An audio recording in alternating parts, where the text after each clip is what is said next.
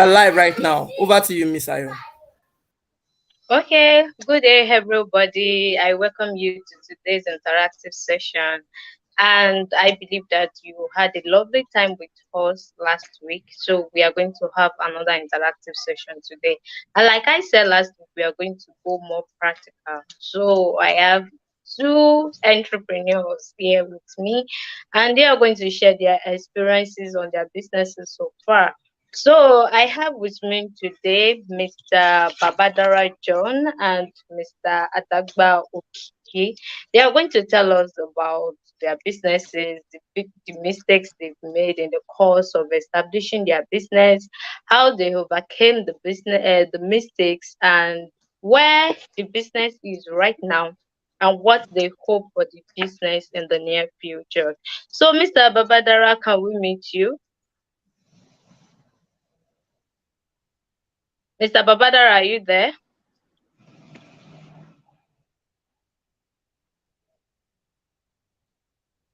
Okay, while we wait for him, Mr. Adagba Okiki, can we meet you, please?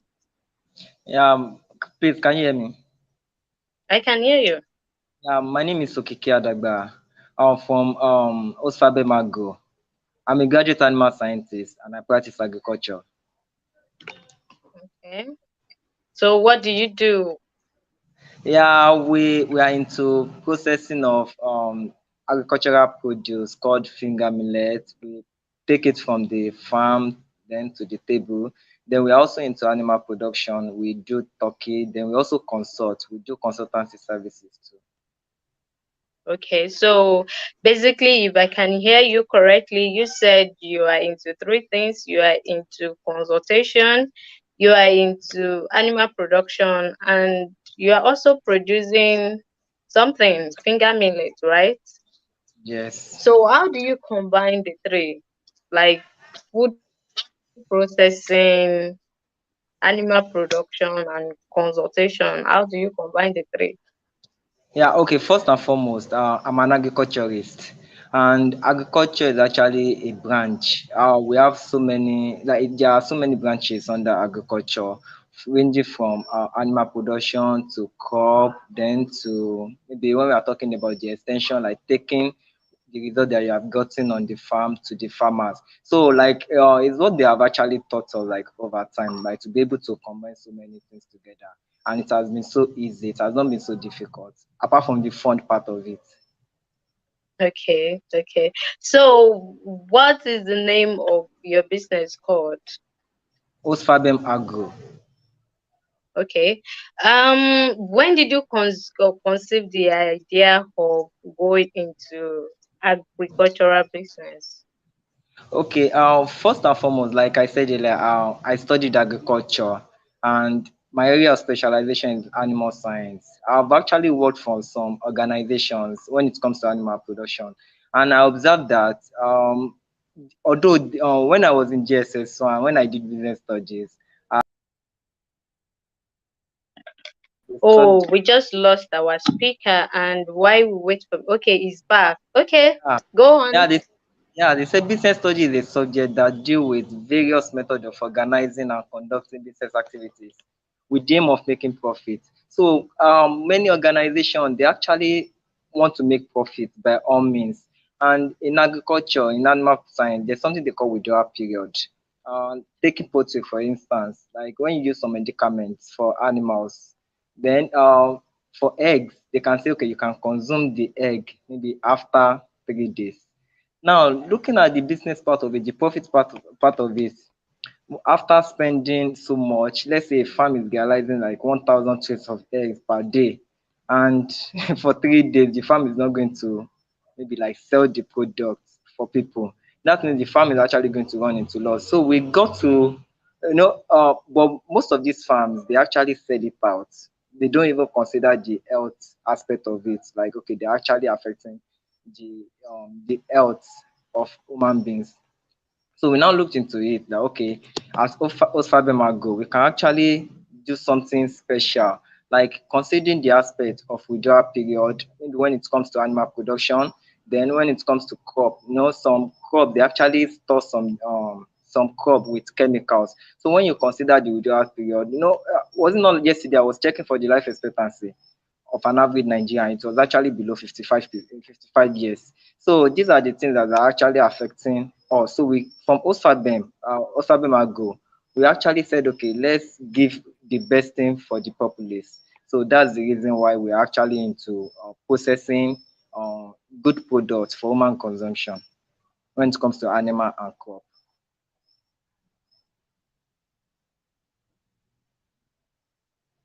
Thank you.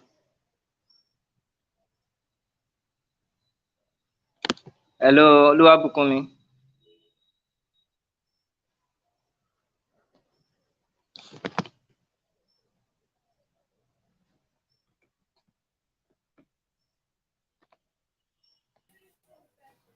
Can you hear me, sir? Hello. Hello. Yeah, I can hear you. Yeah, Okay. like, did you get me? Yes, I got your explanation. So you said you developed the vision for your agro business because of the need that you saw in the society, and that is the need for us to eat healthy food and to Yes. go more organic instead of us consuming chemicals and the likes. So how has been the journey so far? It has not been easy to be candid. It has not been easy because to be able to run a business in Nigeria, you require so many things, ranging from fund, power, then market too. So it has not been easy, but we thank God we are still we are still moving. Okay. So do you still have your products in the market? Um, okay, like I said, we are into crop and animal. Currently, the crop products that we do, we don't have them in the market at the moment due to the current challenge that we are facing. Wow, I didn't really get that. Why did you take it off the market? Oh, okay. This is what happened. It's one of the, I usually tell people when you want to venture into business, don't always get your product or produce from a single source. When we started, the only available source that we got, it was southern part of Kaduna, Zango Qatar for our produce, and that was actually the only. So we didn't have an option. That's the reason why it's actually served as a challenge to us. And because of these Fulani men like killing the farmers, so we stopped getting our products, the produce from southern part of Kaduna. Then, although we have actually been able to realize the problem, then we are actually on the course of solving the problem because from the produce we got some samples, then we cultivated land maybe for to do an experiment. Then we got to know that okay, this thing can actually survive in the southwestern part of Nigeria even though the yield might not actually be up to the one that they will get in southern part of Kaduna. So we are currently doing something on that, and very soon we go back to the market on the finger Okay, millet. so But if I can get you correctly, you are saying that your product is off the market shelf because you are having problems sourcing for the raw materials you use in making the product, right? yes, Okay, so are we going to tag that as a mistake or an oversight from you? it is not a mistake. It's not even an oversight because one of the mistakes that an entrepreneur does is okay, maybe those that do not even source for those that don't have many sources for their this thing, for their produce or products. But when we wanted to start, that was the only place we could get our finger millet. So even it was only southern part of Kaduna. We could not even get in Kano and the corner. So that is actually in that area that we can get our product. So it's actually a challenge. It's a challenge. So that's the reason why we have actually maybe thought of establishing our own like be planting it on our own farm, then take it to the table. Okay, I think we have Mr. Babadara back in the studio. I think we have him back. Mr. Babadara, are you with us?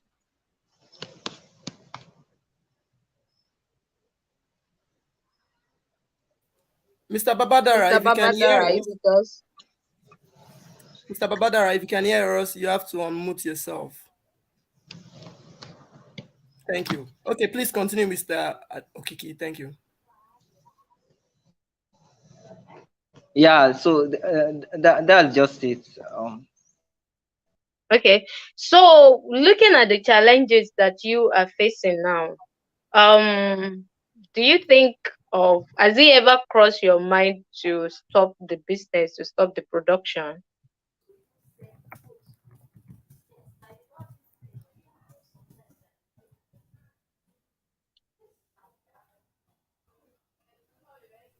Mr. Okiki? Yeah, can you hear me now? Yes. I'm Yeah. asking you, looking at the challenge you are facing right now, has it ever come across your mind? Has it ever crossed your mind to give up on the business? No, no, no, no.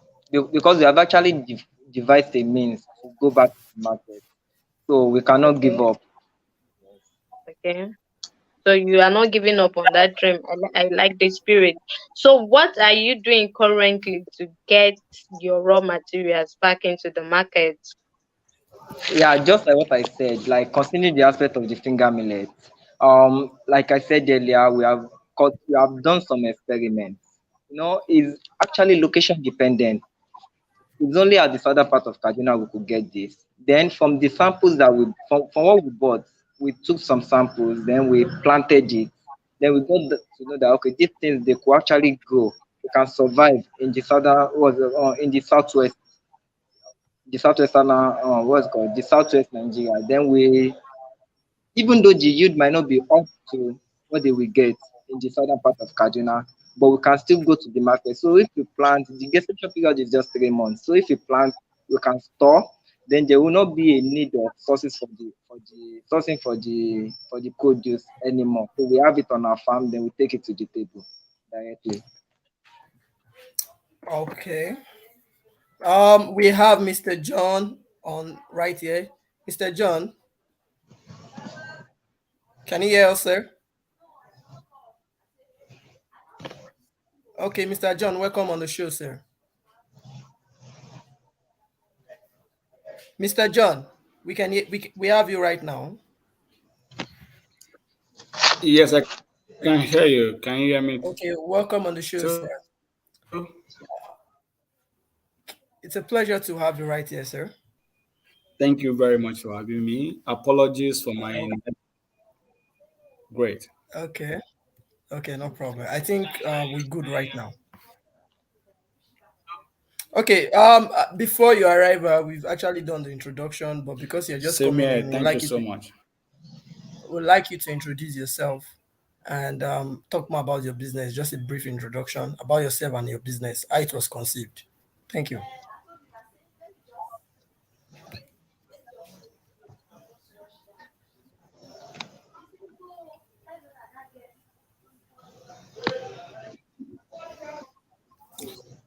Thank you very much. Once again, my name is John Blessing Babadara. I work as a team lead for Entrepreneur Base. It's a startup agro processing food tech based in Nigeria, uh, focused on converting post-harvest sourcing of locally produced agricultural produce in Nigeria. And then we started Tomatoes Nigeria 2019, and then we hit the market 2019 as well. We've continued to iterate, develop, and then see how we could expand our market reach. This is a brief about Tomatrix. Thank you so much. Okay, you're welcome. So from this end, Miss Omayo will pick it up from there.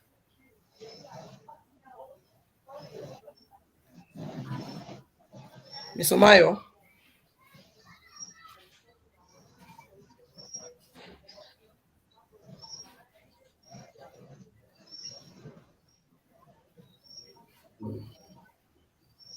Miss Omayo, can you hear us? I can hear you. Can you hear? Okay. I can hear you. Welcome, Mr. Babadara to Matrix Nigeria. Thank you for joining us today. So, what actually brought about to Matrix Nigeria? Thank you so much for the question. So let me start this way that in 2016, I was in Lagos. I was working then in the corporate industry in Lagos. And I remember there was a tomato crisis in Nigeria then. I think maybe some people could still remember that year. And I remember specifically the day that I went to the market and I bought 4 fruits of tomato for 1,000 naira. And then I was asking question, why is tomato fruit this very expensive when just some months ago we can buy a small bucket of tomato for 100 naira. So then I understood from my brief findings that we have 2 major seasons for tomato in Nigeria. We have the glut season when farmers harvest and tomato is everywhere. You could literally give people baskets of tomato as ball that they can kick around. And then tomato at this period can sell for a basket of 50 kg can sell for as low as 6,000 naira, even in Lagos. And then there's another period, there's the lean period, the period of scarcity, whereby the same basket you buy a few months ago for 6,000 naira can go up as high as 25,000, 30,000 because of Wow. the kind of agriculture practice that we do in Nigeria. So then I became interested in this sector. I have my backgrounds in biology, agriculture, plant genetics, but I've not really had an opportunity to work in the agriculture sector. So then I began to explore, and then I got my chance in 2018. I moved to Katina. I worked on some tomato projects, and then from then we begin to carry out agro processing of tomato, whereby we produce tomato in the glut period, then we preserve tomato, we store tomato, we try to address post-harvest loss in this value chain, then we sell in the lean period, in the period of scarcity. Let me add this quickly that do you know that in Nigeria today, more than 45% of tomato produced in Nigeria are wasted? Nobody gets to consume them or to exchange them for real market value because of so many challenges. But then the problem we seek to address is the problem of post-harvest losses in the tomato value chain, and that is what we've been doing. My personal experience of buying 4 fruit of tomato for 1,000 in 2016 was part of the litmus background sport for me to be in this sector. And then now here we are, Tomatrix Nigeria. Okay, a quick one, man. A quick one. So, which means you actually see a problem and then you actually created a solution to the problem. Yes, and I think that is the whole idea of being an entrepreneur. Entrepreneurs are people who Yeah. are able to see problem in a different way from how every other person sees it. You don't complain about problems, you make steps to provide solution or at least reduce the problem if you can't solve it accurately.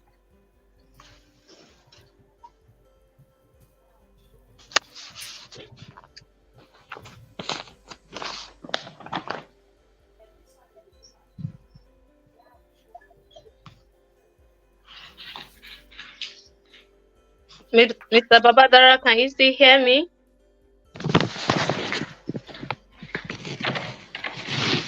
Yes, we can Yes, hear you. Yes, we can hear you.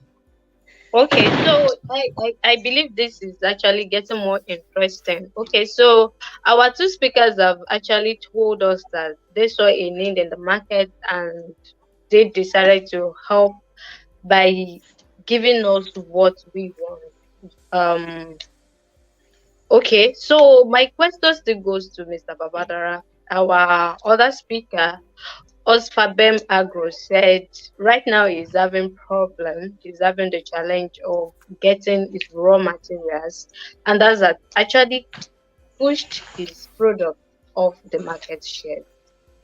What do you think about that? yeah, it's a challenge that is common to many manufacturer, agribusinesses, and producers in Nigeria. And then it is a problem because we haven't been investing enough in the downstream sector. That is where the raw materials actually come out from over the years. So when you as an entrepreneur get into any of this sector and you begin to try to solve this problem, what usually happens is the problem that you are in to solve begin to lead you to some other problems that you don't know that exist. And I guess that is why now they are having problem with sourcing their raw materials. But what I found over the years is that there is always solution.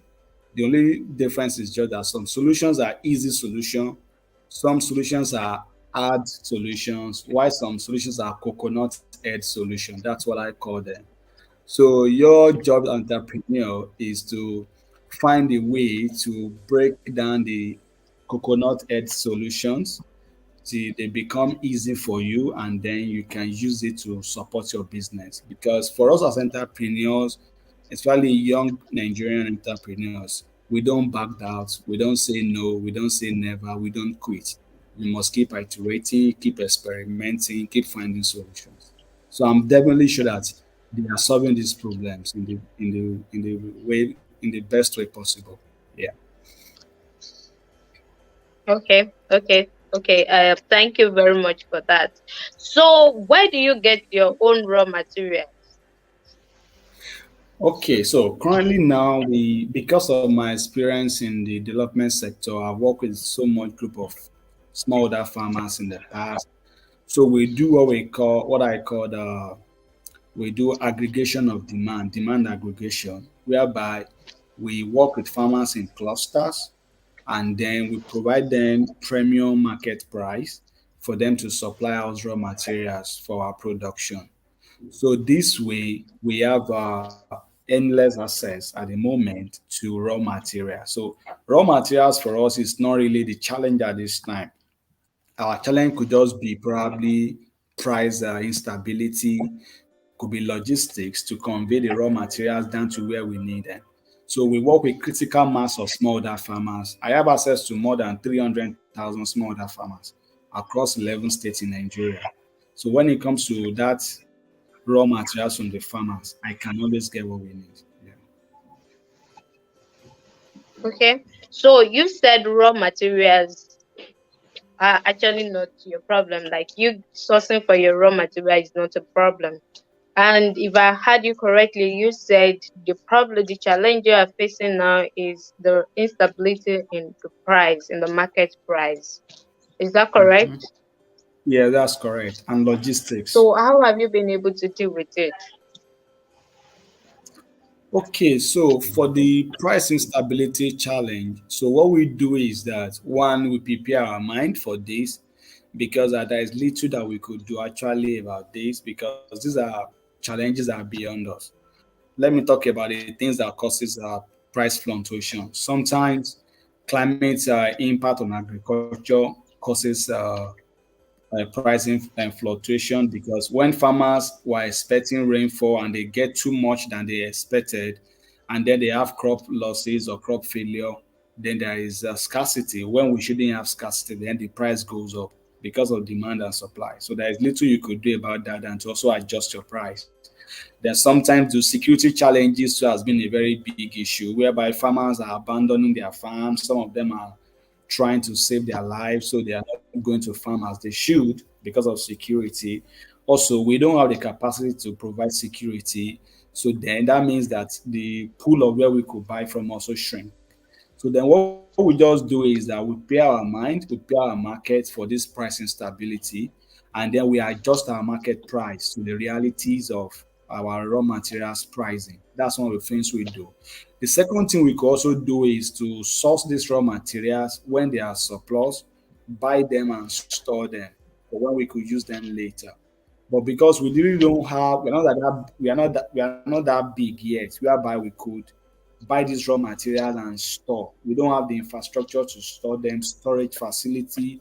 We really don't have that big financial base to be able to say we buy and keep. So what we do is at the moment is we buy, we produce, and then we distribute for market. So what we just do is we adjust our price to the reality of the market. That's number one. Then the second thing that we do that is very unique is that we always try to maintain a very good relationship with our supply chain, especially with the smallholder farmers bringing us the raw material. That is very critical. If you are doing anything agro industry, you must be trustworthy. The farmers must trust you. The farmers must respect you. You must build a very solid, distant relationship with the farming community, so that when things are not going well, when it is scarce, they prefer to supply you. They prefer to work with you than take it to the open market or to go to any other person. So we build a good relationship with our farmers. We adjust the price. We pay them premium based on the reality in the market. Then these are the ways we've been surviving at this time. Hmm. Okay. Thank you very much. If you are watching us live, please don't forget to drop your questions in the comment button so that our speakers here can attend to your questions. Okay, so far, let me just try to give a summary of what we've been discussing so far. We have two guests here discussing their experiences, they are sharing their experiences with us, and they are actually into the agro business. One is into okay, let me say the two are into food production because both finger millet and tomato actually ends in our mouth. So for Ospabem Agro, his own challenge right now is sourcing for raw materials, which actually is not a problem to Tomatrix Nigeria. To Tomatrix Nigeria, the instability in the market determining the price is the problem. And they've actually helped, they've been talking about how they have tried to overcome the challenges so far in their business. So let me go back to Ospabem Agro. Are we together?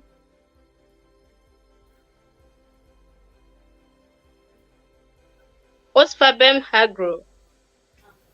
Mr. Okiki. Okay, our Latin. Okay, Continue, I please. think we lost the connection with Mr. Okiki. So let me go back to our speaker, Tomatrix Nigeria. So has there been any point since you started this business, has there been any point you feel like dropping out of agro entrepreneurship process or whatever? You just feel like dropping the whole idea and doing something else?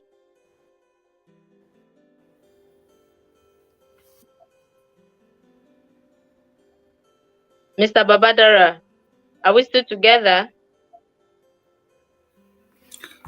The only thing we've done in the past. Yes, I can hear you. Yes, I can hear you. Can you hear me? Yes, I can hear you now. I was asking, I have can you hear ever you. Can felt you hear like me? giving up?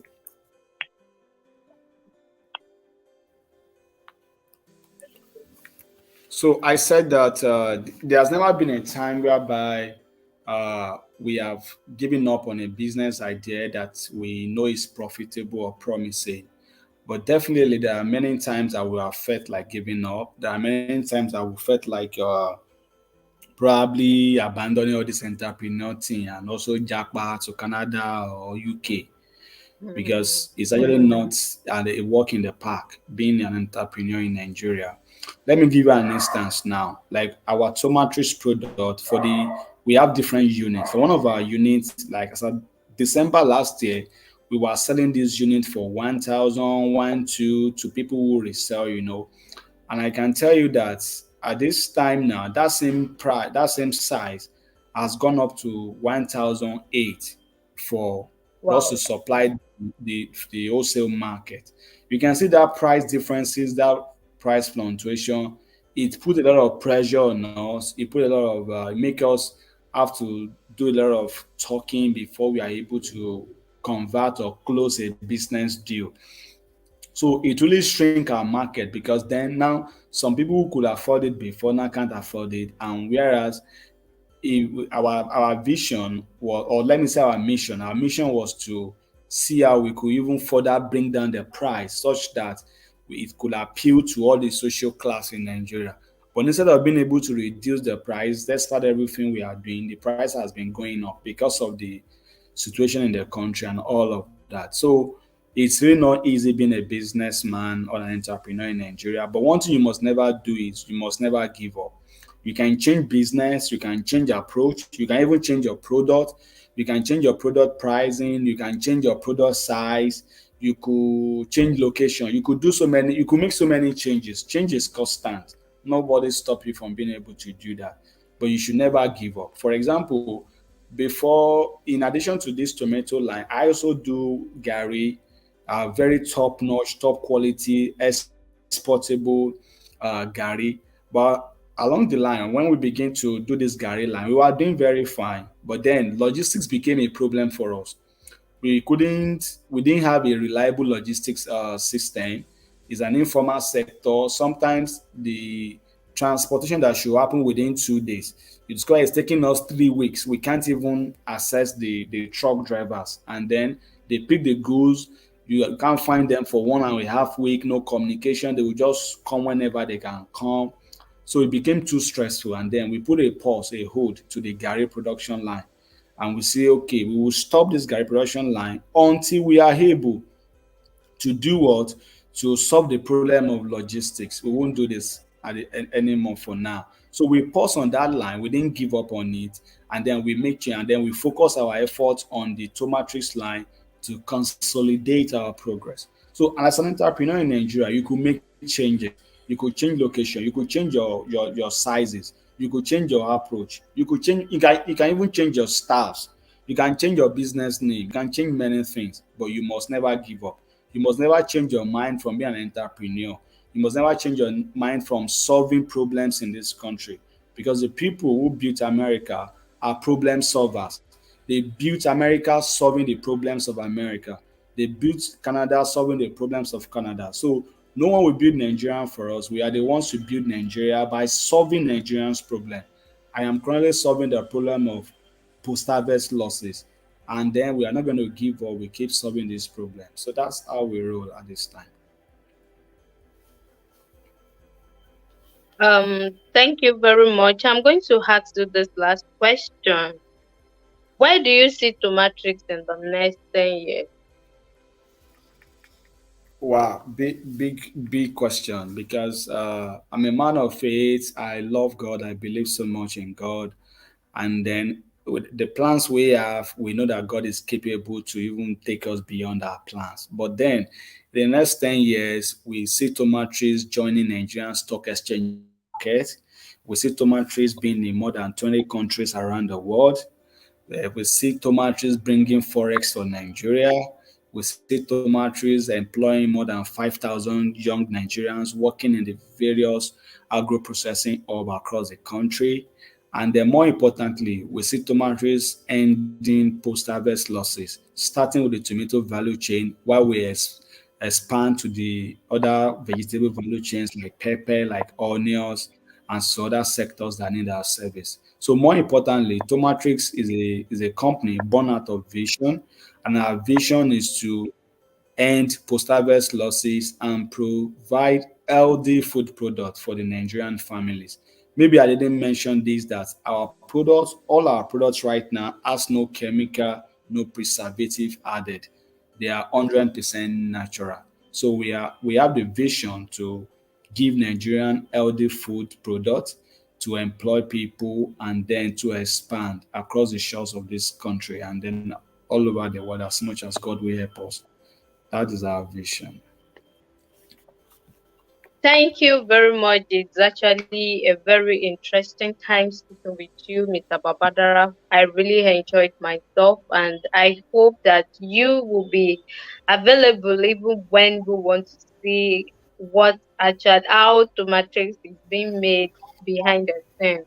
I hope that we will be given the privilege so that our viewers can have the opportunity to see what they are consuming and how healthy it is for them. So, thank you very much. I believe it has been an interesting moment with our guest speakers, Ospabem 1 minute. Agro and Tomatrix 1 Nigeria. minute. And we've been able to learn one or two things from their experiences. We've been able to know today that it is wrong for you as an entrepreneur planning to go into the business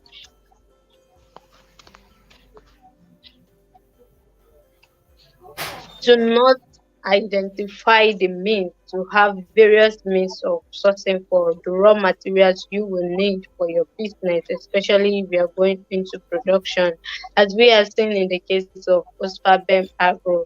Ospabem Agro product is actually off the shelf now because of lack of raw materials, inaccessibility to get raw materials, and I believe that that is not so good for the business. And then Another mistake we have to consider is the stability of the market. There are so many things that come into play to ensure the stability of the market, and some things you cannot just control, like the security, insecurity in your country or in your environment where you are staying. You cannot control that, and you cannot control the weather and the climate of that environment. So you have to take into cognizance all these factors that actually bring instability into the market. So it is very, very expedient for you as an upcoming entrepreneur or as a business person who is already into the business to understand where, when, and how you're going to get your raw materials, as we have learned today, and also to understand the factors that are responsible for the stability of your market. If at all you're not going to go home with anything, if at all you're not going to learn anything from what we have been saying in the past 36 minutes, I will actually like you to go home with a word from our guest speaker. You have to be a problem solver as an entrepreneur. Problems will come your way. Problems will come your way. Don't deceive yourself that you are not going to run into a problem as an entrepreneur. And believe me, money is not the problem. Money will not be the problem, but there are other problems that will come your way, and you must be a problem solver. No matter how difficult that problem may prove to be, you have to.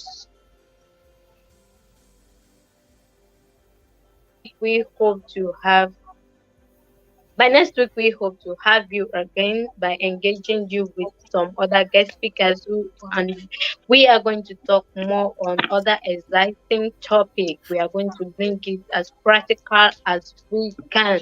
So I hope to see you then. I remain your host, Omayo Oluwabukumi. And once again, I want to appreciate our guest speakers today, Mr. Babadara John and Mr.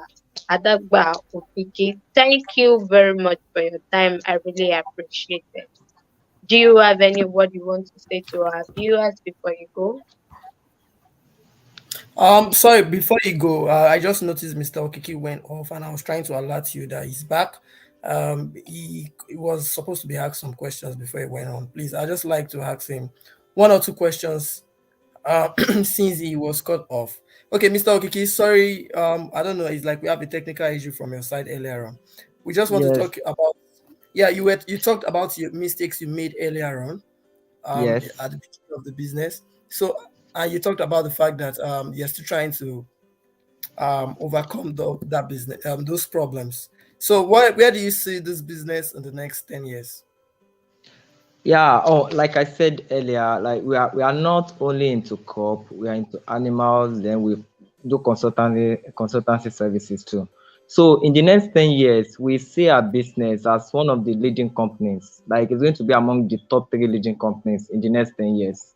Because we have the skill set, we have the understanding, we have so many things that can actually make us compete with among the top three companies in agricultural enterprise. Okay. Okay. And what would be your advice for upcoming entrepreneur? Yeah, oh, okay. Based on the mistakes that I've made, like the number one advice is don't source your produce or product or raw materials from a single source. Then Okay. number two, even though you have enough funds to start up a business, like make a good planning and don't just be in a rush to become a CEO because when issue comes, you can always have something to fall back on. Like I always tell people, if your business cannot pay you a stipend that will be able to maybe cater for your needs, pay your bills, then work in an organization, then be doing your business. By the time you cannot cope with the two, probably your business is actually disturbing you from facing maybe being committed with the organization you are working for, then you can now quit so that you can face your business squarely. But if your business cannot pay your bills, don't just quit. Okay. Thank you very much. Mr. John, are you still there? Can you hear me? Yes, I can hear you. I'm with you. Yeah, even though you've actually given us one or two advice earlier on, I would like you to drop your final advice for entrepreneurs out there or upcoming entrepreneurs out there, and then we'll be signing out with that. Thank you so much for the opportunity. I just want to tell our entrepreneurs, their fellow entrepreneurs, that the Nigerian terrain is not an easy terrain. However, it is not an impossible terrain. We can build highly valuable enterprises from this country. So please, if you believe in the vision that you have that God has given you, if you believe in the solution to the problems that you've identified, don't give up on them. Get to work your ass off, roll up your sleeves. Don't be tired, don't be discouraged. When you encounter a problem, find solution to that problem and keep moving forward. You never can tell that your small idea could be the next Tesla, could be the next Amazon, it could be the next big thing to happen to the world. And if you have this mindset, it's only a matter of time. You will definitely be successful. Thank you so much. I Oh, wish us all the very best. yeah, I'm very grateful for the for honoring our invitation. It's a pleasure to have you right here today, and I'm very sure you've actually imparted one or two knowledge for in one or two viewers out there, and I'm very sure somebody out there had gained um something from everything you said today. So thank you very much once again. And on this note, we'll be ending the show. Mr. John, Mr. Okiki, it's a pleasure to have you today. So we'll be drawing the Thank curtain at this moment with this countdown, and see you on the next one. Bye.